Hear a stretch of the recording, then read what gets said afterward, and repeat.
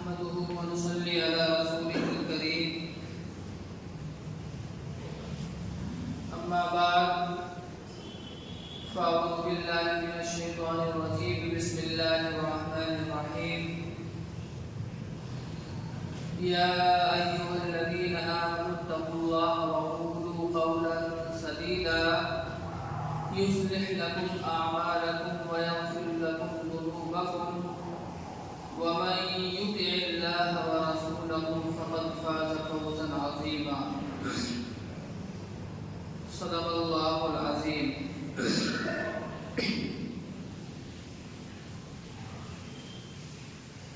میرے عزیز بھائیوں،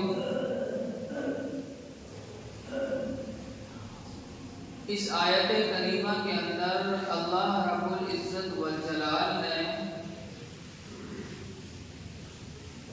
اپنے بندوں کو یہ پیغام دیا ہے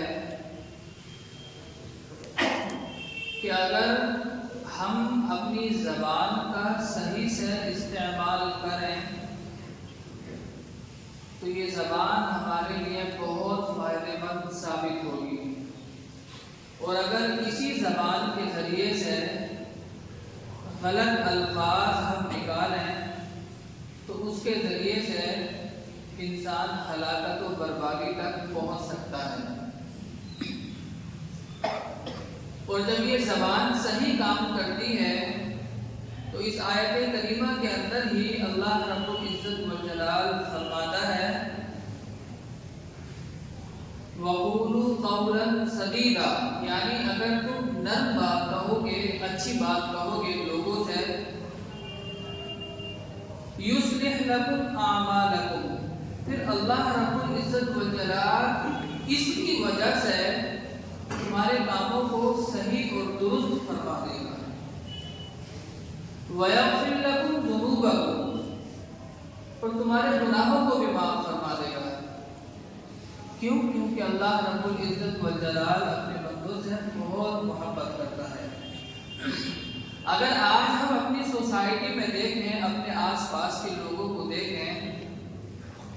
تو زیادہ تر ایسا نظر آتا ہے کہ شاید ہمارے آپس میں دل ایک دوسرے سے جدا ہے. کیوں؟ کیونکہ آج کے وقت میں کسی کو بھی ذرا سی بات بھی برداشت نہیں ہوتی ہے. اگر کسی نے آپ کے بارے میں کوئی بات کہہ دی تو آپ اس کے جواب میں 2-3 غلط باتیں اس کے بارے میں کہو گے. یہ ہمارے ہاں کا اس وقت دستور چل رہا ہے. اللہ کے نبی صلی اللہ علیہ وسلم نے ایک حدیث مبارکہ کے اندر ارشاد فرمایا کہ اگر تم یہ چاہتے ہو کہ جنت میں داخل ہو جاؤ تو پھر تم کو 2 کام کرنے ہیں. تم 2 باتوں کی میرے لیے ضمانت دے دو، جنت کی ضمانت میں تمہارے لیے دیتا ہوں. آپ علیہ السلام نے ارشاد فرمایا ان میں سے پہلا جو 2 جبڑوں کے بیچ میں ہے زبان، یعنی زبان کا صحیح استعمال اگر کوئی کر لے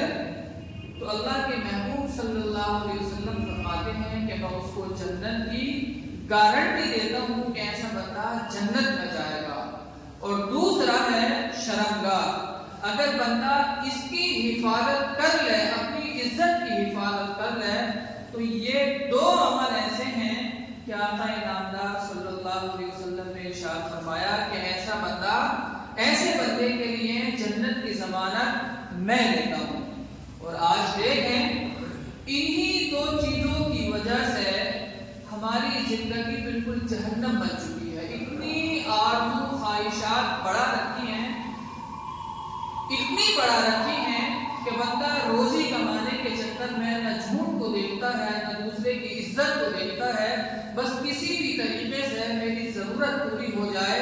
دوسرے کے بارے میں آپ بہتان لگا دو، کسی کی غیبت کر دو، کوئی فرق نہیں پڑتا. اسی کا اللہ کے نبی صلی اللہ علیہ وسلم نے ذکر کیا ہے کہ اگر 2 چیزوں کی بندہ حفاظت کر لینا تو پھر جنت میں اس کا جانا طے ہے. تو میرے عزیزو، آج ضرورت اسی بات کی ہے کہ ہم اپنی زبان کے اندر مٹھاس پیدا کریں. آپ دیکھیے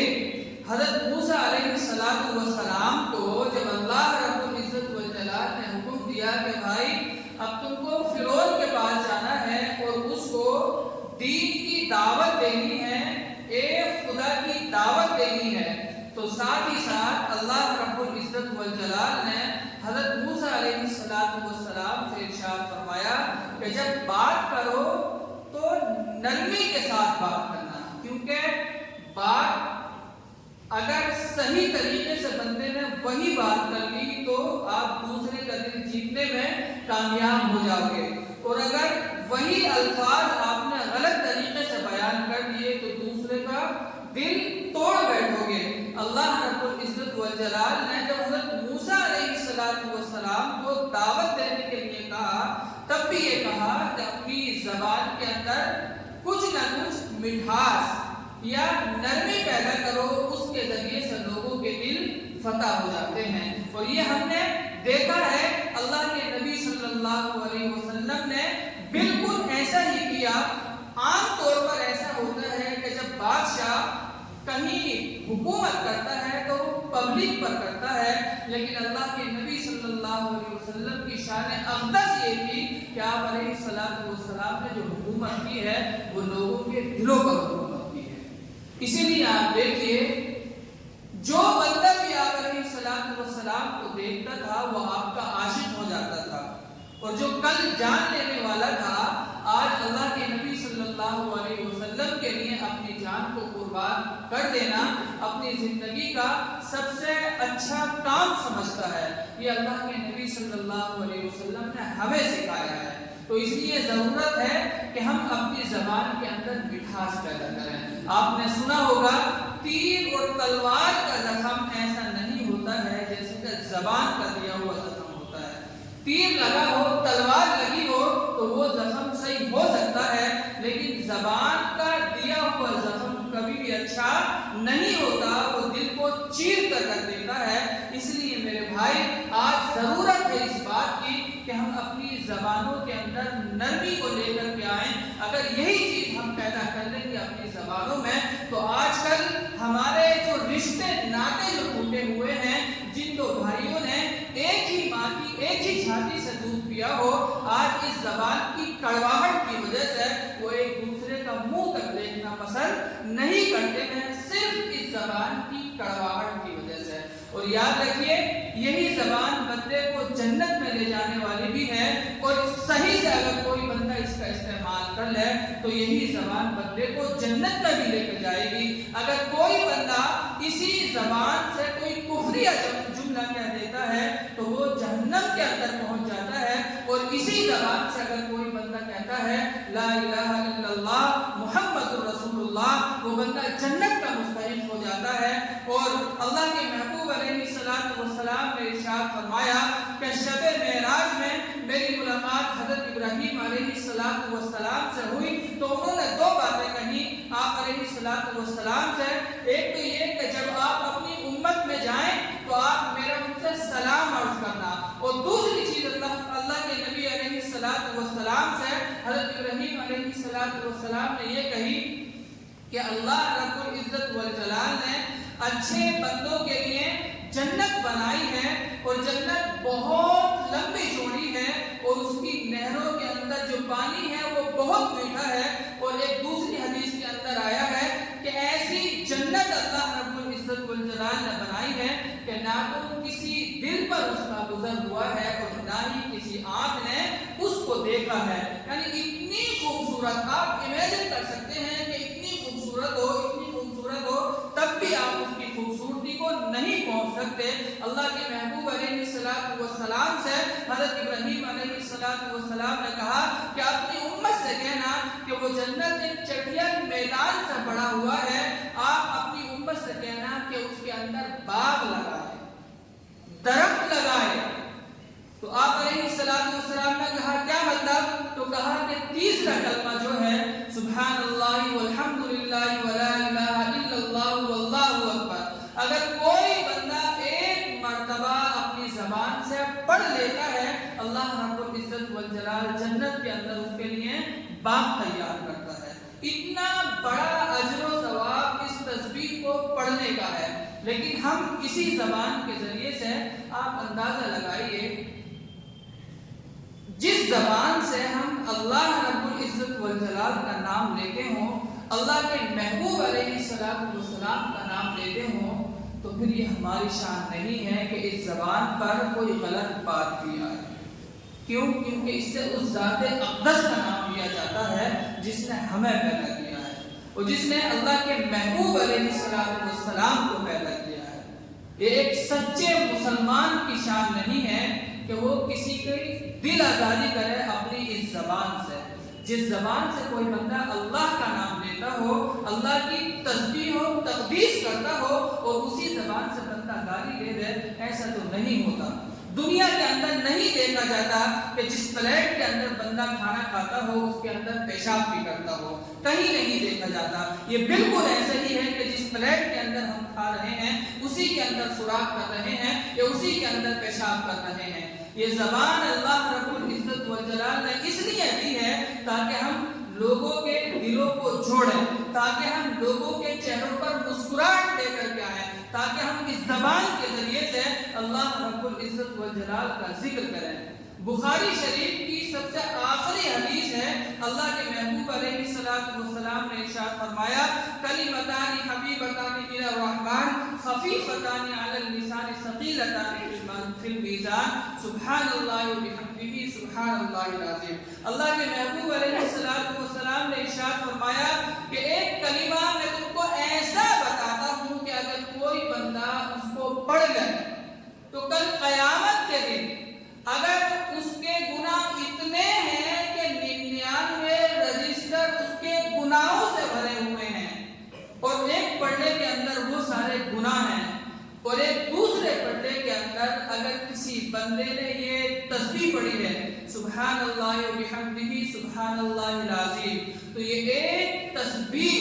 ان 99 رجسٹروں کے وزن کو اٹھا دے گی۔ اتنا وزن ہے اس تسبیح کے اندر۔ بہت سارے لوگ ہم میں ایسے ہوں گے کہ جن کو یہ تسبیح شاید معلوم بھی نہ ہو، یاد بھی نہ ہو، اس لیے ان تسبیحات کو یاد کریں اور پڑھنے کی کوشش کیا کریں۔ ہم سب جانتے ہیں انسان ہے، خواہشات لگی ہوئی ہیں، خطا لگی ہوئی ہے، غلطی ہو جاتی ہے، لیکن بہترین انسان وہ ہے جو توبہ کرتا ہو۔ لیکن ہم ایسے ہیں کہ ہم ٹالتے رہتے ہیں کہ چلو آج نہیں، کل سے توبہ کر لیں گے، کل سے فجر سے نماز شروع کریں گے، 5 وقت نماز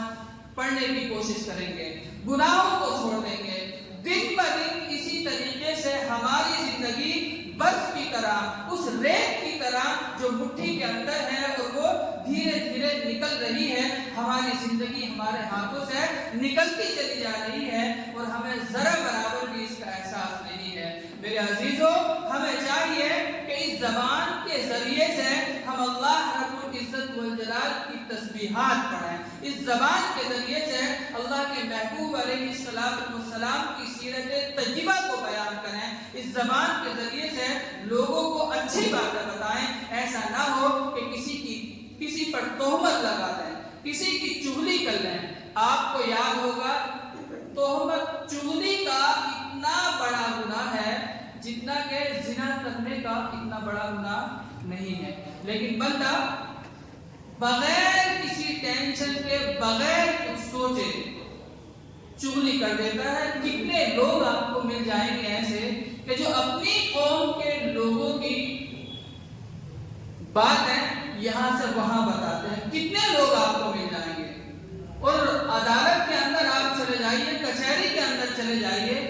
کتنے سارے گواہ آپ کو سامنے سے جھوٹ بولنے والے مل جائیں گے۔ ذرا برابر بھی احساس نہیں ہے کہ کل قیامت کے دن اللہ کے نبی صلی اللہ علیہ وسلم کو ہم کیا منہ دکھائیں گے۔ یہ زبان اس لیے دی تھی تاکہ لوگوں کی دلجوئی کرتے، تاکہ لوگوں سے اچھی باتیں کرتے، تاکہ اپنے رشتوں کو مضبوط کرتے۔ آج کل ہمارے رشتے بھی ہوتے ہیں تو صرف اور صرف مطلب کی وجہ سے ہوتے ہیں، بغیر مطلب کے ہم کوئی کام کرنا ہی نہیں چاہتے، جبکہ اللہ کے نبی صلی اللہ علیہ وسلم نے ارشاد فرمایا کہ اگر کوئی بندہ صرف اللہ کی محبت کی خاطر، اللہ کی رضا کی خاطر کسی مومن سے ملتا ہے، اس سے ملاقات کرتا ہے، نیت اس میں صرف یہ ہے دیا ہے۔ تو اللہ کے نبی صلی اللہ علیہ وسلم نے ارشاد فرمایا کل قیامت کے دن اللہ رب العزت والجلال اس کو اپنے سائے کے اندر جگہ عطا فرمائیں گے۔ لیکن ہم صرف مطلب سے بات کرتے ہیں، مطلب سے رشتے رکھتے ہیں، انسانیت ہمارے اندر سے ختم ہوتی چلی جا رہی ہے۔ میرے بھائی آج ضرورت ہے ہم اللہ کے نبی صلی اللہ علیہ وسلم کی سیرت طیبہ کو 100% اپنائیں، ورنہ جس طریقے سے آج ہم زندگی گزار رہے ہیں، یاد رکھیے زندگی بہت تیزی کے ساتھ ہمارے ہاتھوں سے نکلتی چلی جا رہی ہے۔ باہر گئے پتہ نہیں کون ٹھوک کر کے بائک سے چلا گیا، کوئی گاڑی سے مار کر کے چلا گیا، یہ سوچا تھا کہ کل کو توبہ کر لیں گے، ارادہ کل کا تھا لیکن موت آج ہی آ گئی۔ اس لیے میرے بھائی اللہ رب العزت والجلال سے توبہ کریں۔ اب تک جو بھی زندگی لاپرواہی اور غفلت میں گزر گئی ہے، اللہ رب العزت والجلال اس کو معاف فرمائے اور آئندہ ایک بہترین طریقے سے ایک سچا پکا مسلمان بن کر ہم زندگی گزاریں گے۔ اگر اس چیز کو سامنے رکھ کر ہم زندگی گزاریں گے تو یاد رکھیے ہو سکتا ہے کہ ہماری زندگی اچھے سے گزرنے لگے۔ کل قیامت کے دن جب اللہ کے نبی صلی اللہ علیہ وسلم کے سامنے جائیں تو کم سے کم آپ صلی اللہ علیہ وسلم سے نظر تو ملا سکیں، کچھ ایسے عمل تو کر لیں کہ اللہ کے نبی صلی اللہ علیہ وسلم ہمیں دیکھ کر کے خوش ہو جائیں اور کہیں کہ یہ ہے میرا امتی کہ جس نے میرے بعد میری شریعت پر صحیح سے عمل کیا ہے۔ اور جس طریقے سے آج ہم زندگی گزار رہے ہیں، جب جس کے دل میں آتی ہے نماز پڑھ لیتا ہے، اور اگر کوئی کام ہے تو نماز کو پسے پشت ڈال دیا، یا اسی طریقے سے شریعت کے بہت سارے احکامات ہیں، ہم اس میں اپنی ضرورت اور اپنی مصلحت کو دیکھتے ہیں، جبکہ ہونا یہ چاہیے ہر چیز کے اندر ہمارے مزاج میں یہ چیز شامل ہو جائے کہ پہلے اللہ رب العزت والجلال کا حکم ہے، بعد میں ہم اپنا کام کریں گے۔ جب اس طریقے سے ہم اپنی زندگی گزارنے کی کوشش کریں گے تو ایک دن آئے گا کہ سارے کے سارے کام ہمارے شریعت کے مطابق ہو جائیں گے، اور جو کام اٹکے ہوئے تھے، جن کا تصور بھی نہیں تھا کہ یہ سیدھے ہو سکتے ہیں، اللہ رب العزت والجلال کی غیبی مدد سے وہ کام بھی سنور جائیں گے۔ لیکن یہ اس صورت میں ہوں گے جبکہ ہم اپنی زندگی قرآن و سنت کے مطابق گزارنے کی کوشش کریں۔ اللہ رب العزت والجلال ہمیں اپنی زبان کا صحیح سے استعمال کرنے کی توفیق عطا فرمائے۔ یاد رکھیے اس زبان کا جتنا ہو سکے اچھا استعمال کریں۔ آج لوگوں کی زندگی اجیرن بن گئی ہے، سکون لوگوں کی زندگی سے نکل گیا ہے۔ اگر کوئی آپ کو اپنا ہمدرد مانتا ہے تو اس سے دو اچھی باتیں کر دیجئے تاکہ اس کا جو غم ہے، جو بوجھ دل کے اوپر ہے، وہ کچھ نہ کچھ ہلکا ہو جائے۔ اس کے ذریعے سے اللہ رب العزت والجلال ہو سکتا ہے ہماری بھی مغفرت فرما دے، کیونکہ دوسرے کے دلوں کو جوڑنا یہ اللہ رب العزت والجلال کا حکم ہے کہ اگر تم دوسروں سے جوڑو گے جو تم سے قطع تعلق کرتا ہے تو اللہ رب العزت والجلال تم سے جوڑے گا۔ تم اگر دوسروں کو معاف کرو گے زمین پر تو رب کریم عرش پر تم کو معاف کرے گا۔ اللہ رب العزت والجلال ہمیں اپنی زندگی سیرت طیبہ کے مطابق گزارنے کی توفیق عطا فرمائے اور ہم سب کو اپنی زبان کا صحیح سے استعمال کرنے کی توفیق عطا فرمائے۔ وآخر دعوانا